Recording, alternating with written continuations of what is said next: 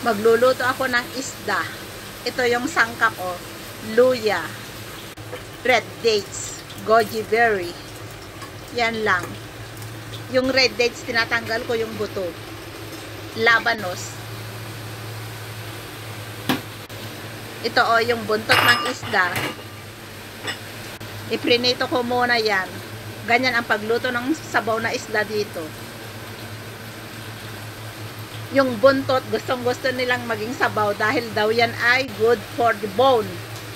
Ngayon, ito naman labanos ang aking ihalo. Yan. Takpan lang yan at pakuluin lang yan ng 1 oras. Pagkatapos ng 1 oras, ito na yung sabaw. Oh. Yummy, yummy. Yummy soup. Fish soup with labanos. Bye! Thank you for watching.